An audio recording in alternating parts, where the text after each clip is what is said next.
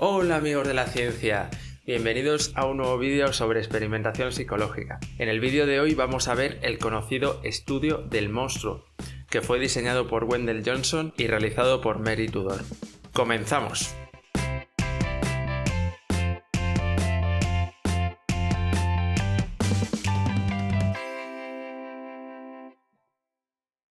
El estudio del monstruo fue un experimento sobre la tartamudez realizado en la Universidad de Iowa en Estados Unidos en 1939. Aunque no se consiguió el mejor de los resultados posibles, la intención era profundizar en el estudio de la tartamudez, situación que atravesaba el mismo Wendell Johnson, diseñador del experimento. Por aquel entonces se creía que este problema era biológico y una vez se nacía con ello no se podía cambiar de ninguna manera.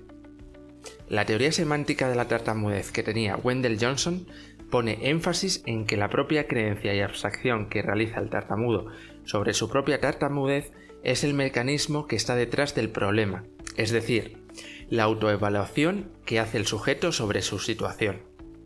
Esta idea se basa en la observación del habla de los bebés y en el aprendizaje del habla temprano. Por ejemplo, un bebé dice da, da, da, no solo un da. Si el patrón se repite cuando es un poco más mayor el niño, el diagnóstico de la madre puede dificultar el propio habla del niño, haciéndole creer una dificultad que tal vez no sea tan grave.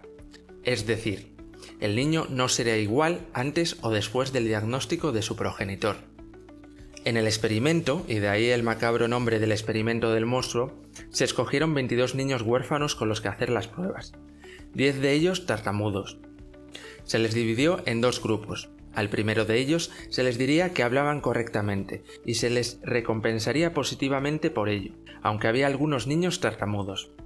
Al segundo grupo se les diría que hablaban incorrectamente, como tartamudos, y se les insistiría en corregir su problema con sermones sobre cómo lo deberían hacer y con exigencias. El problema estaba en que en este segundo grupo solo la mitad de los niños eran realmente tartamudos, y los que hablaban correctamente recibieron terapia negativa igualmente. Además, a ninguno de los niños se les explicó que estaban haciendo un experimento, solo se les dijo que iban a recibir una terapia sobre el habla. Una de las primeras pruebas que se hicieron era comprobar si, que el niño fuera diestro o zurdo, tenía que ver con sus problemas de tartamudeo. Por aquel entonces se creía que si un niño nacía zurdo y luego se le cambiaba el uso de su mejor mano a la derecha, afectaba al habla. Tras las pruebas se vio que no había correlación entre la lateralidad cerebral y el habla de los niños. En general, las sesiones de Tudor con los niños duraron 45 minutos en un periodo de 6 meses. A los tartamudos del grupo bueno les decía: superaréis el tartamudeo y podréis hablar incluso mucho mejor de lo que habláis ahora. No hagáis caso de lo que digan los demás sobre vuestra capacidad de hablar, porque sin duda no se dan cuenta de que es solo una fase. Algunos de estos niños empezaron a hablar con mayor soltura después de 2 sesiones.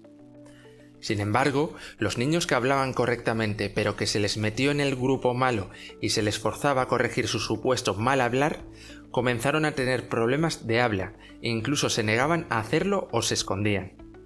De hecho, empezaron a tener problemas con los trabajos de la escuela y alguno de ellos describía que simplemente el sonido no salía con fluidez y se atascaba.